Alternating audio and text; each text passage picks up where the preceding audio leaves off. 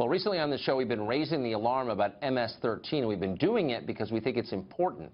MS-13 is an international crime cartel. It's not an overstatement. It's based in El Salvador. It has rapidly become one of America's largest and deadliest street gangs. There are more than 10,000 members in this country. They run criminal enterprises in at least 40 states. How bad are things getting on America's streets, and what are police doing to keep them in check? Timothy Sinai is the police chief for Suffolk County, New York, where MS-13 activity recently was suspected in a horrific, truly horrific quadruple homicide. He joins us tonight. Mr. Commissioner, thanks all for coming on. Thank you, Tucker, for having me. So tell us first about this crime, if you would, the quadruple homicide. Sure. So last week we had 4 homicides. These individuals, all of whom were young people, were brutally and savagely murdered. We suspect MS-13 involvement, and this is not the first set of homicides committed by MS-13 in our community. In September of 2016, we tragically lost Nisa Mickens and Kayla Cuevas, a 15-year-old and a 16-year-old girls who went to Brentwood High School, and they were savagely murdered by MS-13. Fortunately, we solved that case. Those individuals have been federally indicted, and in fact, they're eligible for the death penalty. But now we have this quadruple homicide in Central Islip, which is right next to Brentwood, where the prior murders were. And we've declared war on MS-13. We've rolled out a very aggressive strategy, but this is a long-term war. And as you've mentioned repeatedly, MS-13 is a serious threat.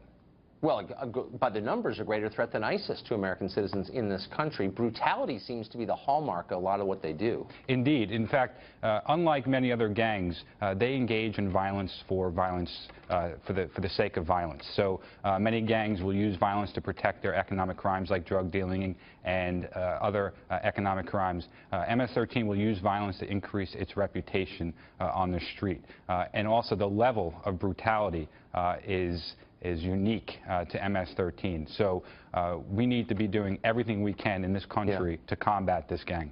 You know, it's not just shooting people, it's doing things that I won't describe on television, but they're legitimately horrible. So where did this come from? I mean, 10 years ago, we were not doing segments on MS-13. Sure. So MS-13 has its roots in El Salvador, Guatemala, and Honduras.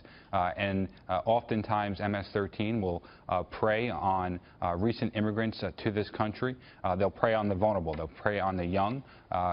Indeed, we've had a large influx of immigrants from Guatemala, Honduras, and El Salvador in many of our communities in Suffolk County. And these are individuals who are young. Oftentimes they're not here with their parents. They don't speak English.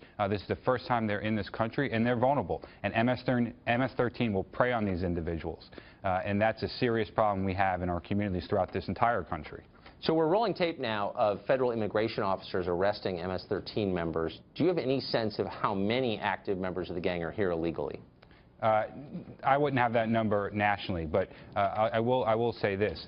Certainly, they prey on individuals who have come here illegally. Many MS-13 members are clearly here illegally. Obviously, most people who are here undocumented are law-abiding folks. In fact, we've seen significant crime reductions in communities that have a lot of undocumented immigrants. But nonetheless, that doesn't change the fact that many MS-13 gang members are folks who came here illegally. In fact, out of the 13 defendants who were indicted in the U.S. Attorney's Office for the Eastern District of New York, 5 of whom who were indicted for the murders that I described with respect to Nisa Mickens and Kayla Cuevas, 11 came here illegally. 7 were unaccompanied, were folks who came through the unaccompanied children program. So this problem's been growing for the past 10 years anyway. Do you think you've been getting the kind of federal support you need over that time? So we work very closely with our federal law enforcement partners. Our strategy is very clear. It's all about intelligence, collecting intelligence. So we collect as much intelligence as possible. We identify gang members, and then we target them aggressively. We utilize our gang officers in the Suffolk County Police Department, who are highly effective officers. We utilize our firearm suppression team, which are very motivated and highly trained officers, and we make street arrests. Since we rolled out this initiative, we've made over 170 arrests of known MS-13 gang members, all while working with our federal law enforcement partners, including the FBI and the U.S. Attorney's Office, to build those RICO cases. Right. because Good RICO for is you. really the tool to eradicate MS-13. Well, it killed the mafia. That's for exactly sure. right.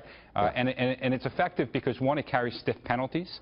So if you assault someone on the street, say you punch them in the face, that is not, you're not going to do significant time for that in the state Right. system. But if you can prove that it's in furtherance of gang activity and furtherance of MS-13, it's a whole nother ball game, and you can literally make a federal case out of it. So RICO is very effective. It usually carries a maximum of life imprisonment and sometimes the death penalty.